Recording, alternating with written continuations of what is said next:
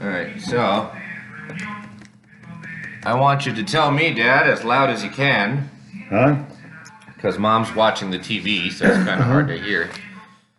What are the first memories that pop into your head from basic training in the Air Force? The train ride from Los Angeles to San Antonio. It was my second train ride, and about 17 years old. You had no idea what to expect, and there were about, I forget, maybe 6 or 7 of us going to basic from LA. And when we got there, it just everybody yelling at you, telling you do this, do that, and really, I don't have any bad memories of basic. The calisthenics, where you fall out to exercise. I wasn't used to that, so that was a kind of rough. But there was other parts of the marching.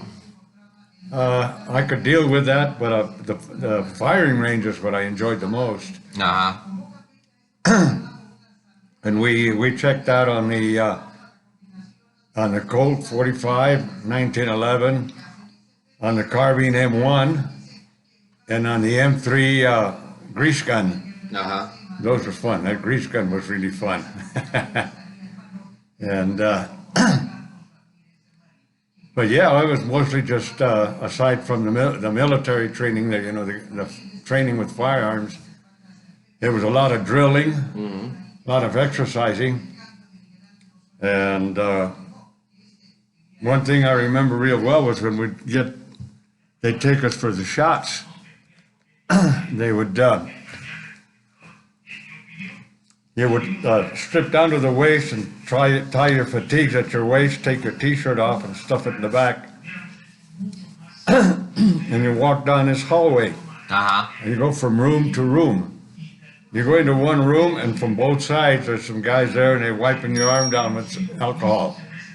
You walk through the other door, and all of a sudden these guys, they're just jabbing you with needles on both sides, from both.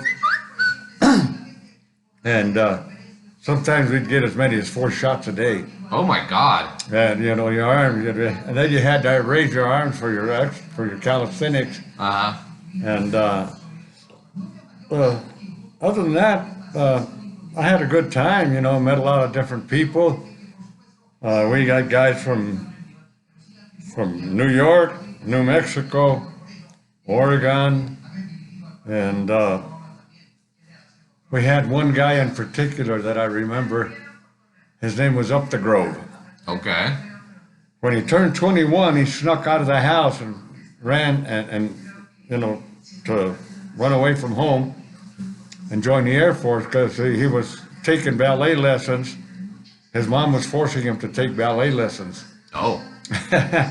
When his mom found out where he was, we were almost through basic by then. We almost finished. And they called him to the orderly room. And they told him that the family was a big money family from Boston. Oh. And she pulled strings there with the politicians they knew. And they were going to take him out of the Air Force. He says, you got a choice. You can leave and go home right now, no problem. Or you can stay. The choice is yours. You're 21, so you can make your decision. I don't know what happened after that with his family, but he decided to stay in the Air Force. Oh. So, and met people like that. Met a couple of these guys, Indians from New Mexico. They were nice guys, really mellow, easy to get along with. Guy from Oregon he was a pain in the ass. How come? But those are about the memories I have from basic. It was a big experience for me because we were in these World War II wooden barracks. There were 62 to the barracks. There was 30 downstairs and 30 upstairs. 15 cots in a row, double. And then you had the drill instructor and the assistant drill instructor. They had private rooms. The rest of us, we slept, 30 on a level on each floor. And bunks next to each other, they're double bunks next to each other. And you went into the bathroom, you had about 6 stools, no partitions between them or anything. They just, if a couple of guys were sitting there, you had to go, when you sat down too. There was the showers, we had, as I recall, I think 6 or 8 shower heads. There were people in there taking a shower, you walked in and you took a shower. There was no modesty there. And that was a little difficult to get used to, but I bet. You get used to everything. And shaving every day. You had to shave even the guys with just a little bit of peach fuzz. No, you're a man now, you got to shave. So they had to shave. And little deals like that. How long did it last? 3 months. 3 months, okay. And after it finished, what happened? They give you leave to go home and then go to your next assignment. My next assignment was still in Texas. I'm trying to remember the name of the base, but it was, I went to aircraft and engine school. Okay. So aircraft and engine mechanic school. Okay. And that I liked. That was 8 months. Was it a little bit more relaxed than basic training? Or? Yeah, it was more relaxed because we went to school all day. You went to school 5 days a week. And in between that, you had your parade drills and you had your parades and stuff. But yeah, that's where I learned to be a mechanic. And it was interesting, and we worked on airplanes. I got to run up B-25, B-29s, P-51s, and this was towards the end of the school. And after you go through that, you go through the run-up so you can check them out, run your mag checks, and warm up the engines and everything. So that was, to me, that was just a great experience. One experience with the B-25 that I will always remember, when you fire up an engine, you have what they call a fire guard. You have a guy standing there by the engine with a fire extinguisher, because sometimes they accumulate a lot of fuel in the manifold. And you get these balls of fire come out and you can get a fire there. And